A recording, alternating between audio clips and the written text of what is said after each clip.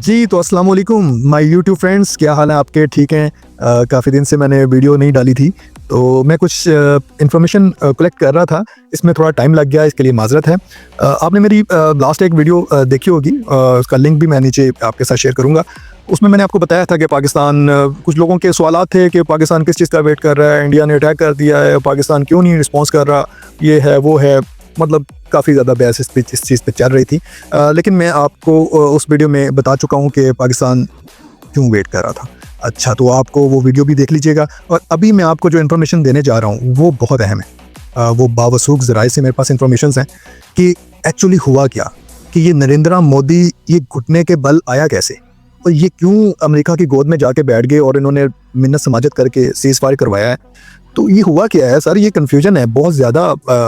इस वक्त मार्केट में कन्फ्यूजन है कि ये इंडिया जैसा मुल्क जिसने आपके शहरों में अटैक कर दिया, आपके मरीद के में, आपके भावलपुर में और कश्मीर में इतने अटैक्स किए हैवी किस्म के, तो इसको तो बाज नहीं आना चाहिए था। इसकी तो ये तो कामयाब जा रहा था। तो इसको हुआ क्या कि पाकिस्तान ने चंद लम्हों में इसको ऐसे ट्रीट किया है कि ये मजबूर हो गया। ये मजबूर हो गया, नरेंद्र मोदी मजबूर हो गया जी। आप सोच सकते हैं, ये जो एंटी मुस्लिम है और ये हिंदुइज्म को प्रमोट करने वाला इंसान इतनी जल्दी घुटनों के बल आ जाएगा, ये कोई सोच सकता था? अच्छा, यहाँ पर ना दो तीन चीज़ें ऐसी हैं जो इंडिया का जो नुकसान हुआ है वो समझने वाला है। सबको पता है नुकसान क्या हुआ है। देखें, वो ये जो चौकियाँ तबाह करना, ये ब्रिगेड हेडक्वार्टर तबाह करना और ये दो तीन मतलब इस तरह के आर्मी के उनके जवान मार देना, ये कोई बड़ी बात नहीं है। इससे जंगें रुकती नहीं है, ये चलता रहता है। यहाँ पर मैं दो पॉइंट्स डिस्कस करूँगा और तीसरा पॉइंट्स मैं आपको एंड पे बताऊँगा। अभी मैं आपको शेयर कर दूँगा, उसकी तफसील मैं आपको एंड पे बताऊँगा। अच्छा, पहला पॉइंट मैं आपको बता दूँ कि राफेल जंगी तैयार है, ठीक है, जो गिरे हैं, सबको पता है नुकसान हुआ है। लेकिन यहाँ पर बात समझने की है कि राफेल है क्या है और कैसे गिर गए। ठीक है, आपको ये इस वीडियो में जो इन्फॉर्मेशन मिलने वाली है, आपको कहीं से ऐसी इन्फॉर्मेशन मेरा नहीं ख्याल है अभी तक आपको इस तरह की मिली होगी। दूसरा है S-400 system, air defence system. इसका तबाह हो जाना या नकारा हो जाना, आप कुछ भी कह सकते हैं। अच्छा, अब आप आ जाएं पहले इसका राफेल तैयारे पे आ जाएं। अच्छा, मैं आपको बता दूं कि ये राफेल तैयारा है क्या और इंडिया का, नरेंद्र मोदी का इस पे इतना भरोसा क्यों था, ये आपको अभी पता चल जाएगा। अच्छा, फ्रांस का बनाया हुआ एक जदीद जंगी तैयारा है जिसे राफेल कहते हैं ना, ये बहुत तेज रफ्तार तैयारा है। अच्छा, दूर से दुश्मन को देखकर मिसाइल से निशाना बना सकता है। अच्छा, इसमें एक मिटियोर नामी मिसाइल लगा होता है जिसकी रेंज जो है वो 100 से 150 किलोमीटर है। हवा, ये फिजा से फिजा अटैक करने का इसके अंदर सिस्टम है। अच्छा, जमीन पर मौजूद ठिकानों को भी निशाना बना सकता है। एक जदीद और खतरनाक फिजा से फिजा में मार करने वाला मिसाइल है जो खास तौर पर लड़ाका तैयारों यानी राफेल पे नस्ब होता है। ये मिसाइल फ्रांस, बरतानिया, जर्मनी, इटली और स्वीडन ने मिलकर बनाया है और इसे यूरोप का सबसे ताकतवर बियॉन्ड वर्चुअल रेंज मिसाइल समझा जाता है। अच्छा जी, मैंने आपको अभी मिटियोर की रेंज बताई 100 से 150 किलोमीटर, और ये दुश्मन त्यारे को बहुत दूर से मार सकता है। अच्छा, रफ्तार जो है इसकी, आप ये बड़ी बात समझने वाली है। ये मिसाइल की नेचर क्या है? ये 4 से 5 गुना आवाज़ की रफ्तार से भी ज़्यादा इसकी स्पीड है। इसको सुपरसोनिक भी मिसाइल कहते हैं। जो लोग सुपरसोनिक मिसाइल को समझते हैं वो इस चीज़ को बाखूबी समझ जाएंगे जिसकी मैं बात कर रहा हूँ। अच्छा, ये इसके अंदर एक एक्टिव रडार सीकर एक सिस्टम होता है, रडार सिस्टम होता है जो खुद हदफ को तलाश करके इसका पीछा करता है और खुद ही इसको अटैक कर देता है। अच्छा, इसको बाकायदा बहुत तेज़ी से हदफ तक पहुँच इसको गिराने की काबिलियत रखता है। अच्छा, फिजा से जब ये निकलता है, जब इसको आप किसी त्यारे को या किसी चीज़ को हिट करने के लिए इसको लॉन्च करते हैं, तो ये फिजा में आगे पीछे नहीं हो सकता। इसने जिस टारगेट को लॉक कर दिया है ये वहाँ तक पहुँचेगा। अच्छा, पाकिस्तान ने, अब बात यह है कि पाकिस्तान ने इसका मुकाबला कैसे किया।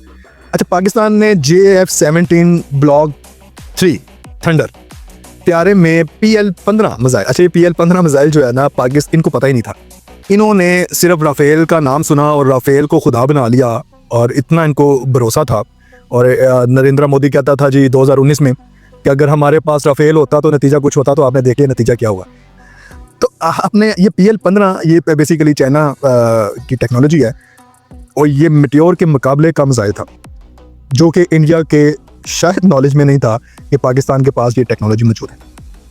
PL-15 मिसाइल के ज़रिए हमने मिट्योर का मुकाबला किया। दुनिया में 5th जनरेशन का एक त्यारा है जिसे F-35 कहा जाता है, जो अमेरिका के पास है, और उसकी 19-20 फ़र्क के साथ ये राफेल है। ये 4+ जनरेशन का त्यारा है, इसके आगे कुछ नहीं है। यानी कि आपने इंडिया को शिकस्त नहीं दी, आपने तकरीबन अमेरिका को शिकस्त दे दी है और यूरोप को शिकस्त दी है। ठीक है जी। अब इसमें जो मिट्योर मिसाइल है, मैंने आपको बताया कि वो यूरोप के किन किन ममालिक ने कंट्रीज़ ने इसको मिल के बनाया। तो ये जो शिकस्त हुई है वो सिर्फ इंडिया की नहीं थी, ये पूरी मगरिब की शिकस्त थी। अच्छा जी, दूसरे पॉइंट पे आ जाएं। S-400 देखिए, हम बार बार सुन रहे हैं, हमारे DGISPR ने बताया, लोगों ने बताया, आप सोशल मीडिया पे सुन रहे हैं कि पाकिस्तान ने S-400 तबाह कर दिया इंडिया का।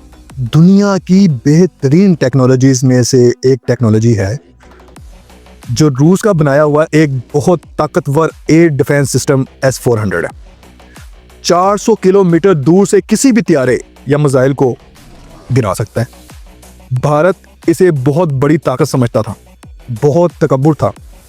जैसे इसराइल के पास आयरन डोम और ये दूसरे नंबर पे S-400, ये दुनिया के मशहूर तरीन एयर डिफेंस सिस्टम है।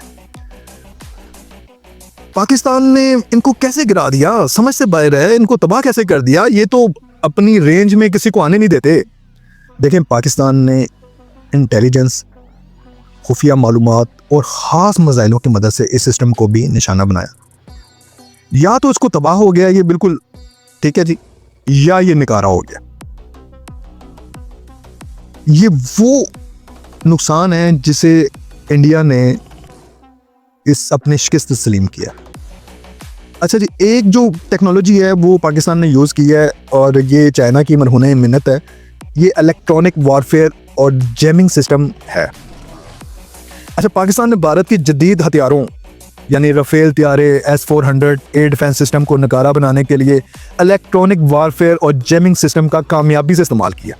जैमिंग सिस्टम एक ख़ास किस्म की इलेक्ट्रॉनिक टेक्नोलॉजी होती है जो दुश्मन के radar, communication system, missile guidance को खलल डालकर नकारा या बेअसर बना देती है। अच्छा, जब ये निज़ाम काम करता है तो दुश्मन को हदफ का सही मकाम नज़र ही नहीं आता, रडार फेल हो जाता है, मिसाइल अपना रास्ता भूल जाता है, त्यारे आपस में राब्ता नहीं रख पाते। पाकिस्तान ने जैमिंग कहाँ इस्तेमाल की है, ये बड़ा क्वेश्चन है। एयर डिफेंस सिस्टम को धोखा देने के लिए S-400 पाकिस्तान ने स्टेल्थ टेक्नोलॉजी जैमिंग सिस्टम इस्तेमाल किया ताकि S-400 का रडार पाकिस्तानी त्यारों को पहचान ना सके। देखें, ये बेसिकली ये सबसे बड़ी टेक्नोलॉजी यहाँ पर इस्तेमाल हुई है। देखें, यहाँ पर रवायती जंग नहीं हुई।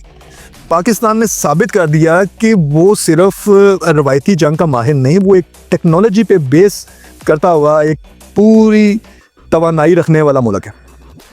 अच्छा, वो जैसे ही वो आपने जैमिंग सिस्टम किया, ये S-400 को अंधा कर देने वाली मिसाल है।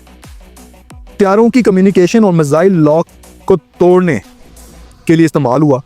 जब राफेल त्यारे पाकिस्तानी त्यारों को लॉक करना चाहते थे तो जैमिंग सिस्टम इनकी टारगेट लॉक की सलाहियत पर असर डाला। राफेल के जो अंदर सिस्टम होता है ना जी, वो जब ये जैमिंग सिस्टम हो गया, देखिए ये एक पूरा एक सिस्टम होता है, ये कंट्रोल एंड कमांड चल रही होती है। जब आप त्यारे हवा में होते हैं, फिजा में होते हैं, तो इनको एक कमांड मिल रही होती है, एक पूरा नॉलेज मिल रहा होता है, पूरे सिग्नल मिल रहे होते हैं। ये इन्होंने ये जैमिंग सिस्टम के ज़रिए ये सारे सिग्नल्स को मुतासिर किया। इनको समझ ही नहीं आ रही थी कि मिसाइल ने कहाँ से आना है, कैसे आना है और कहाँ पे हिट करना है। उनके रडार सिस्टम फेल हो गए, फिर हदफ पर दुरुस्त निशाना लगाया गया। देखिए, पाकिस्तान ने सिर्फ बंदूक या टैंक इस्तेमाल नहीं किए, बल्कि जदीद JF-17 थंडर ब्लॉक 3 त्यारे, मिसाइल टेक्नोलॉजी, ड्रोन, इलेक्ट्रॉनिक जंगी निज़ाम, साइबर हमले, इन सब को इस्तेमाल किया। ये वाक़या पाकिस्तान के लिए सिर्फ जंगी कामयाबी नहीं था, बल्कि एक पैगाम था। पाकिस्तान ने दुनिया को दिखा दिया, हम अमन चाहते हैं, लेकिन अगर कोई जंग करेगा तो हम पूरी ताकत से जवाब देंगे। ये कोई स्टोरी नहीं है, ये चंद दिन पहले ये सारा वाकया हो चुका है। अब बात ये है कि पाकिस्तान ने ये टेक्नोलॉजी हासिल कैसे की। और अच्छा, खाली टेक्नोलॉजी हासिल करना बड़ी बात नहीं होता, टेक्नोलॉजी का इस्तेमाल, जदीदियत का इस्तेमाल, एक मॉडर्न टेक्नोलॉजी का यूज़ कैसे करते हैं, ये पाकिस्तानी पायलट से सीखना पड़ेगा, पाकिस्तानी एयरफोर्स से सीखना पड़ेगा, दुनिया को सीखना पड़ेगा। दुनिया ने मान लिया है, ये सिर्फ इंडिया की शिकस्त नहीं है, ये याद रखिएगा कि ये शिकस्त जो है ये पूरे मगरिब की शिकस्त हुई है। और अब वो तैयारी कर रहे हैं पाकिस्तान को और चाइना को जवाब देने के लिए।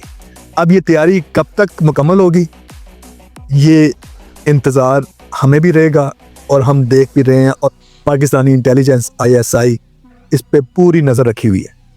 ये जो मैंने आपको वीडियो में इंफॉर्मेशन दी है, ये बावसूख ज़राए से दी है। अच्छा, अब हमने दुश्मन की 150 चौकियाँ तबाह की, 2 ब्रिगेड हेडक्वार्टर तबाह किए, 120 से 150 इंडियन फौजी हलाक हुए। ये मैं वो नुकसान पहुंचा रहा हूँ, ये जो मैंने आपको सबसे बड़े इंडिया के नुकसान के बाद के नुकसान बता रहा हूँ। 120 से 150 फौजी जहन्नम रसीद हुए और 3 एयर बेसिस मुकम्मल तौर पे तबाह कर दी गई। ये वो नुकसान है जिसने इंडिया को घुटनों के बल में लाए।